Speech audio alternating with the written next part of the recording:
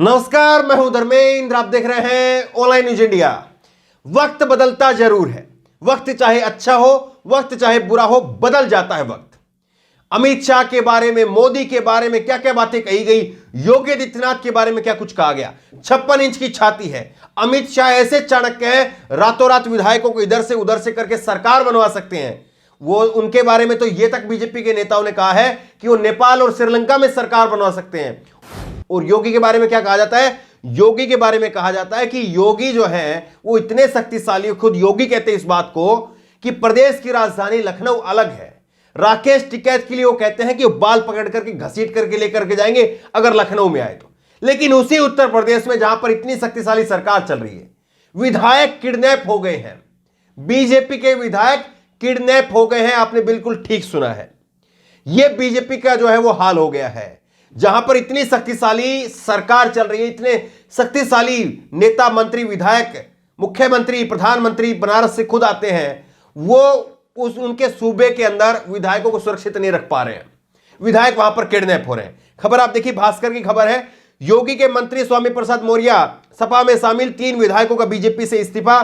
चौथे में विनय साके का नाम। बेटी बोली पिता का अपहरण हुआ है, पिता को किडनैप कर लिया गया है। ये डबल इंजन की भाजपा की सरकार में हो रहा है, जहां पर बीजेपी के विधायक सुरक्षित नहीं हैं। बीजेपी के विधायकों को किडनैप कर लिया जा रहा है। यह बड़ी खबर है अपने आप में। यहां पर ये देखिए, यूपी विधानसभा चुनाव से पहले बीजेपी को बड़ा झटका लगा है। योगी सरकार में मंत्री स्वामी प्रसाद मौर्य ने मंगलवार को कैबिनेट से इस्तीफा दे दिया। कुछ देर बाद ही उन्होंने सपा का दामन थाम लिया। स्वामी प्रसाद के समर्थन में बीजेपी विधायक ब्रजेश प्रजापति, भगवती प्रसाद सागर, रोशनलाल वर्मा ने बीजेपी का साथ छोड़ दिया।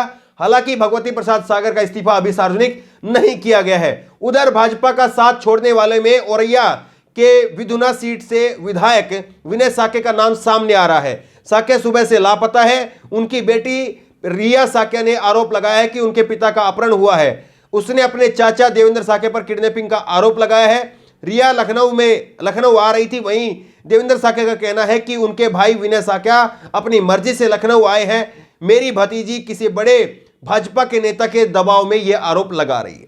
यह पूरी कहानी है। सोच करके देख लीजिए, उस बीजेपी के लिए कितनी बातें जो है कही गई, कितनी सारी चीजें कही गई, लेकिन वो अपने विधायकों को सुरक्षित नहीं रख पा रही है। और सबसे बड़ी बात यह कि स्वामी प्रसाद मौर्य को जो है वो फिक्स करने की बात हो रही है कि इनको किसी न किसी तरह से इनको बैक करवाया जाए, इनको वापसी करवाया जाए। स्वामी प्रसाद मौर्य पर तमाम तरह के दबाव डाले जा रहे हैं। कहा जा रहा है कि अमित शाह के फोन भी जो है वो स्वामी प्रसाद मौर्य नहीं उठा रहे हैं। केशव प्रसाद मौर्य से तो बात हो नहीं रही है। केशव प्रसाद मौर्य का एक ट्वीट आप देख लीजिए, उसमें केशव प्रसाद मौर्य कह रहे हैं कि कोई भी वजह होगी, मुझे नहीं मालूम किस वजह से उन्होंने इस्तीफा दिया है, लेकिन आप आइए बैठ करके बात करते हैं। इसका मतलब आप समझते हैं? केशव प्रसाद के इस ट्वीट का मतलब यह है कि केशव प्रसाद मौर्य का भी फोन नहीं उठा रहे हैं और ट्विटर के माध्यम से उनको अपील करनी पड़ रही है, आदरणीय लिखना पड़ रहा है। इस मैसेज का मतलब जो है वो ये है कि इनका भी फोन नहीं उठ रहा है। ना केशव प्रसाद मौर्य का फोन उठाया जा रहा है, ना योगी का, ना अमित शाह का। अब यहां पर स्वामी प्रसाद मौर्य का एक बयान सामने आया है। यह बयान आप देखिए, जनसत्ता की खबर है। इस्तीफे के बाद में कुछ देर शांत दिखे स्वामी प्रसाद मौर्य, फिर तमतमाते हुए बोले, बीजेपी में जो खुद को तोप समझते हैं उन पर गोले दागूंगा। कुछ देर के लिए वो शांत रहे और उसके बाद में उन्होंने बयान दिया है कि जो लोग अपने आप को जो है वो तोप समझते हैं, यानी अमित शाह, केशव प्रसाद मौर्य, योगी आदित्यनाथ, जो तोप समझते हैं अपने आप को, उनके ऊपर गोले दागूंगा। और उन्होंने ये भी कहा है कि जब मैं मायावती जी के साथ में था तो मायावती जी उस वक्त में उत्तर प्रदेश की नंबर 1 पार्टी थी। 2017 में जब इस्तीफा देकर के मैं यहां आया, इसीलिए उनको मौसम वैज्ञानिक भी कहा जाता है कि वो मौसम को भांप लेते कि इस बार किसकी सरकार बनने वाली है। 2017 में वो यहां पर आए बीजेपी के अंदर और बीजेपी की सरकार बनवा दी। और अब वो समाजवादी पार्टी में चले गए तो समाजवादी पार्टी की सरकार बनाने का वो दावा ठोक रहे हैं। अब इस खबर में आगे देखिए, इस्तीफा देने के बाद स्वामी प्रसाद मौर्य ने पत्रकारों के साथ बातचीत की। इस दौरान सभी पत्रकारों ने अलग अलग सवाल किए, जिनके जवाब में केशव प्रसाद मौर्य ने अपने हिसाब से दिए। लेकिन गौर करने वाली बात यह रही कि कुछ ही देर बाद में उन्होंने बड़े ही अदब से खुद को जिम्मेदार नेता बताते हुए नजर आए। लेकिन दूसरे ही पल में उन्होंने बीजेपी को खुली चुनौती देते हुए कह डाला कि बीजेपी में जो खुद को तोप समझते हैं उन पर 2022 के चुनाव में ऐसे गोले दागूंगा कि वो चित हो जाएंगे। यह बयान है स्वामी प्रसाद मौर्य का। तो किस तरह से बीजेपी के लिए बड़ी मुसीबत खड़ी हो गई है। उमाशंकर सिंह ने किडनैपिंग के ट्वीट पर, जो किडनैपिंग हुआ है उस पर ट्वीट करते हुए कहा है कि अगर किसी राज्य में सत्ताधारी पार्टी के किसी विधायक के अगवा होने की खबर आए तो उस राज्य की विधि व्यवस्था पर तो सवाल उठेगा कि नहीं। बस जानकारी के लिए पूछ रहा हूं। आप ये बताइए कि बीजेपी की डबल इंजन की सरकार क्या खाक छान रही है? जब अपने विधायकों को बचा नहीं पा रही है तो बीजेपी की डबल इंजन की सरकार आखिरकार कर क्या रही है? बड़ा सवाल खड़ा हो रहा है और यह सवाल जो है बीजेपी के लिए मुसीबत बन गया है। और सबसे बड़ी बात यह देखिए कि टाइमिंग पर आप गौर कीजिए। बीजेपी को कैसे झटके पर झटके लगे हैं।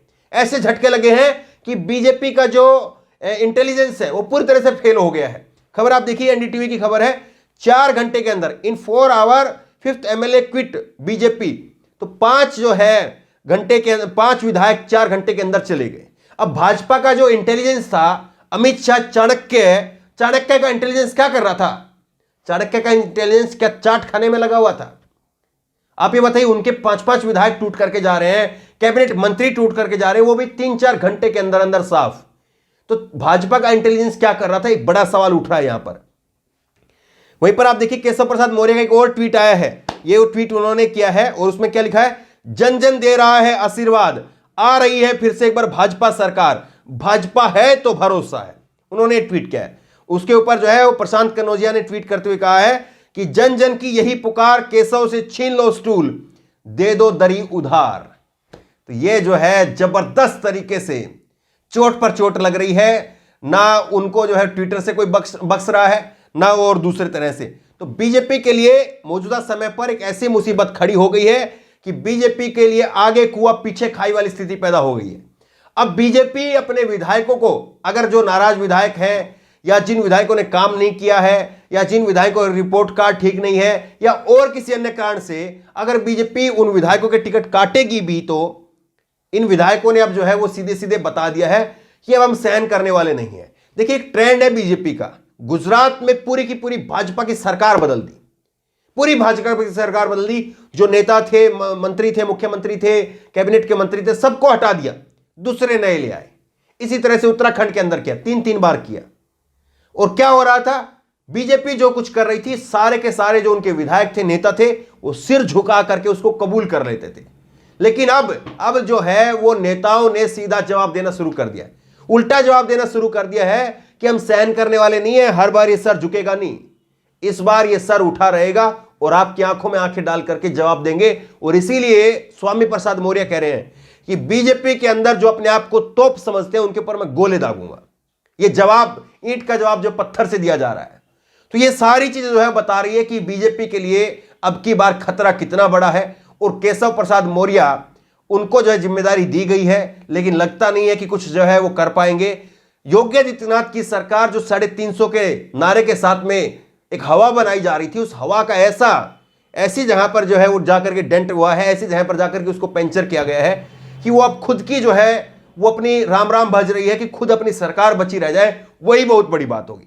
बहरहाल इस वीडियो को ज्यादा से ज्यादा शेयर करिए ताकि लोगों को पता चले कि कैसे भाजपा के विधायक किडनैप हो जा रहे हैं और भाजपा कुछ नहीं कर पा रही है। इस वीडियो को लेकर, इस खबर को लेकर आपकी जो भी राय हो नीचे कमेंट बॉक्स में अपनी राय जरूर दें। और इसी तरह की तमाम खबरों के लिए ऑनलाइन न्यूज़ ने सब्सक्राइब करें, साथ में जो बेल आइकन है घंटी उसको जरूर दबाएं ताकि जैसे वीडियो अपलोड करें उसकी नोटिफिकेशन आपको तुरंत मिल सके। धन्यवाद। चैनल को सब्सक्राइब करें और घंटी जरूर दबाएं।